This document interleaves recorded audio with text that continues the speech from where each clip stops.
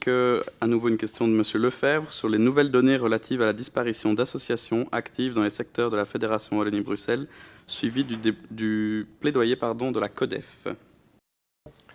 Merci, Monsieur le Président, Madame la Ministre Présidente, chers collègues. Une fédération patronale représentative de quelques 600 associations qui regroupent 5 000 travailleurs et 4 000 volontaires, la CODEF, a récemment tiré la sonnette d'alarme sur l'impact en termes d'emploi, mais aussi de services rendus aux citoyens qui pèseraient les différentes décisions gouvernementales en matière de réduction des subventions dites facultatives. Nous avons, il est vrai, beaucoup débattu de cette décision qui représente une coupe de 5 400 000 € en Fédération Wallonie-Bruxelles, dont 1,7 million d'euros en culture.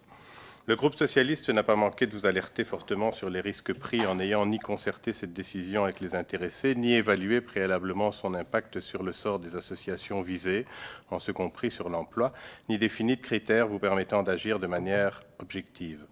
Vous avez dit vouloir rester attentive à l'innovation dans le secteur associatif et avez annoncé la mise en place d'un groupe de travail au sein du gouvernement avec les administrations afin de traiter de cette question et de revenir vite vers les opérateurs. Mais rien ne vous a fait dévier ou suspendre le cours de votre démarche forcée.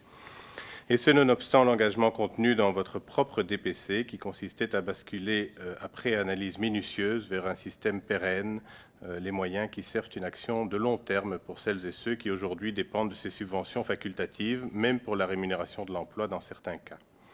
J'entends que vous affirmez que c'est le fait du prince qui n'est plus acceptable, mais qu'est-ce qu'une décision de couper de manière unilatérale ne reposant pas sur une grille d'analyse objective, sinon un même fait du prince?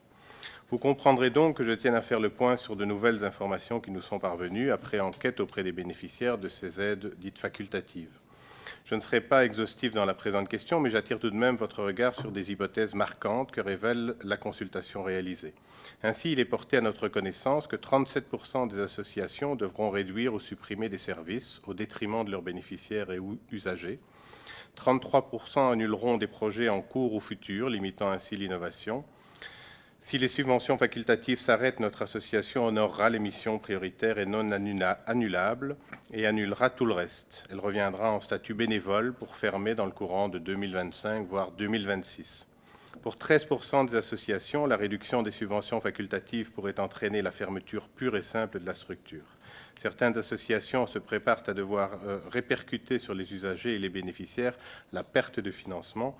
L'accessibilité aux services rendus, de même que l'impact pour les publics les plus vulnérables, est mis en avant. Et par ailleurs, il est précisé que les efforts en matière de mutualisation, d'économie d'échelle et de rationalisation ont déjà été largement réalisés. L'inquiétude est donc réelle et nous la partageons. Si vous persistez dans cette voie, il est à minima indispensable de clarifier les formes que prendront, le cas échéant, les réductions que vous orchestrez. Comme nous vous le disions précédemment, certaines subventions dites facultatives sont octroyées parfois depuis des décennies et auraient dû, il est vrai, pouvoir entrer dans des dispositifs pérennes. C'est donc ce que vous disiez d'ailleurs vouloir, c'est dans cette direction que vous disiez vouloir aller. Pourquoi une accélération aussi brutale sans tableau de bord fiable? Nous avons aujourd'hui des exemples très très clairs de structures qui ne peuvent pas rentrer dans l'état actuel des choses, dans des subventions, dans des agréments spécifiques, par exemple parce qu'elles touchent plusieurs acteurs, personnes handicapées et valides, et l'administration leur répond qu'elles ne sont pas sur un acteur bien spécifique et donc elles ne peuvent pas bénéficier d'un agrément spécifique. Et donc, Madame la Ministre Présidente, avez-vous pris connaissance de l'enquête et quelle analyse faites-vous de ces résultats? Persistez-vous dans cette voie malgré les risques soulevés? Avez-vous décidé d'entendre l'appel urgent à la transparence et à la concertation que nous soutenons pour notre part? Si oui, comment? Et sinon, pourquoi alors que vous dites vouloir ancrer l'action de votre gouvernement dans le dialogue et la co-construction? Quel dialogue constructif avez-vous ouvert dans les secteurs concernés? La CODEF notamment nous informait ne pas encore avoir été invitée à discuter du sujet. Avez-vous pris langue avec votre homologue wallon pour évaluer les risques d'effets cumulés sur certains opérateurs de décision prises par l'un et l'autre exécutif? Avez-vous retenu les mêmes critères? Je suis convaincu que vous aurez à cœur de rejoindre les objectifs essentiels qui sont poursuivis, tant par les associations qui vous alertent que par les parlementaires de mon groupe qui les relaient. Et que vous aussi, vous souhaiterez œuvrer à l'édification d'une société solidaire et à même d'affecter ses ressources de manière équitable afin de démultiplier la vitalité et le dynamisme associatif qui agissent comme des leviers puissants de justice sociale. Je vous remercie pour votre réponse. Je cède la parole à Madame la ministre-présidente pour sa réponse. Merci. Merci beaucoup pour vos questions relatives effectivement à la publication du plaidoyer de la CODEV. Et donc effectivement, je peux vous rassurer d'emblée sur le fait que nous avons pu en prendre connaissance avec toute l'attention qu'il mérite. Alors vous m'interrogez sur les associations qui verraient leurs subsides retirés ou diminués.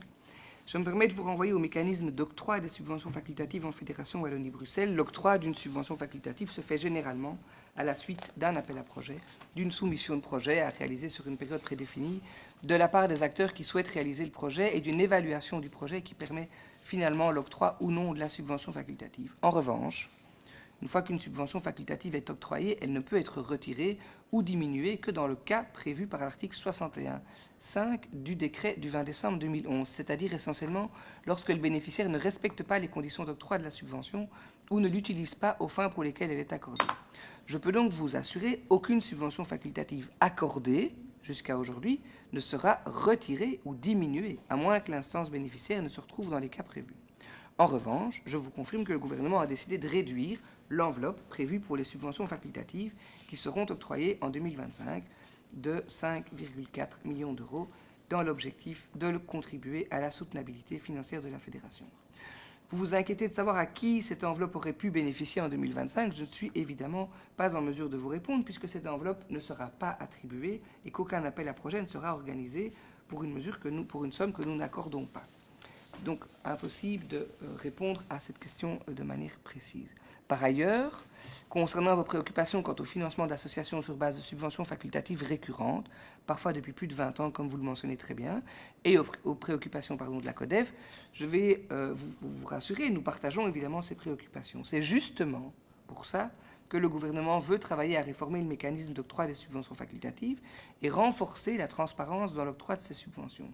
C'est d'ailleurs clairement ce qui est précisé dans la DPC.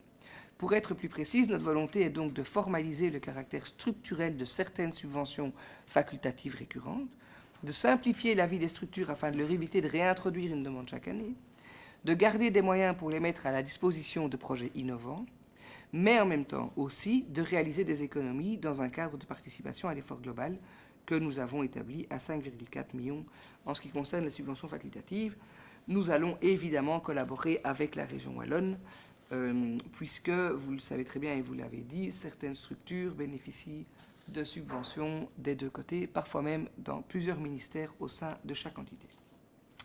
Concernant le timing des décisions, il se justifie par l'urgence de la situation. L'importance du dérapage budgétaire de la Fédération est telle que nous devions agir sans attendre que la réflexion sur la réforme de l'octroi des subventions facultatives soit terminée. Enfin, concernant votre préoccupation quant au dialogue avec les acteurs et les secteurs concernés, soyez assurés que nous restons en contact avec eux pour écouter et entendre l'ensemble de leurs préoccupations. Toutefois, étant donné que nous sommes dans une phase de réflexion et de construction des réformes à apporter au mécanisme d'octroi des subventions facultatives, notamment dans le but de pérenniser les financements récurrents, nous préférons tout d'abord avancer dans les propositions concrètes pour ensuite les soumettre au secteur et construire avec eux un système plus efficient, plus transparent, plus coordonné et plus juste en matière d'octroi des subventions facultatives. Je vous remercie pour votre question. Merci Madame la ministre-présidente pour votre réponse et la réplique de Monsieur Lefebvre. Merci, Monsieur le Président. Mais donc, évidemment, la réponse à ma question ne me satisfait pas vraiment, hein, vous vous en doutez. On parle quand même de 5,4 millions d'euros en moins en matière de subventions facultatives.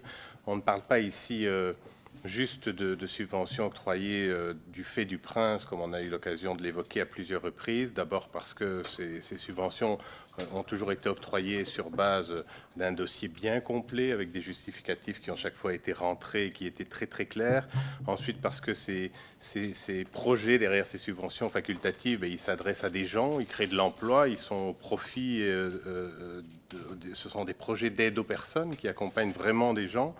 On parle aussi de projets ici qui finalement, comme je le disais dans ma question, ne rentrent dans aucun agrément. J'avais pour exemple notamment de la sensibilisation à l'environnement dans les écoles, de la création d'expression et de créativité pour des publics mixtes. Ce sont tous des projets qui ne rentrent absolument dans aucun agrément et dans aucune subvention structurelle et qui, grâce aux subventions facultatives, peuvent exister, peuvent vivre Et donc, c'est extrêmement important, non seulement pour les associations qui les mettent en œuvre, mais surtout pour les publics qui peuvent en bénéficier et qui, sans ça, n'auront plus ces accès à la culture, n'auront plus ces accès à ces formations. Et donc, c'est vraiment extrêmement important.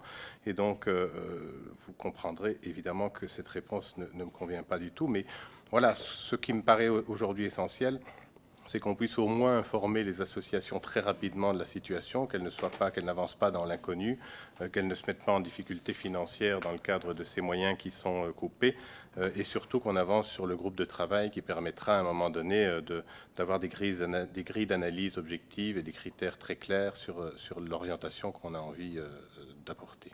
Merci beaucoup. Merci, monsieur le député. Ceci clôture le chapitre des affaires générales et je vous rends la présidence pour le chapitre suivant.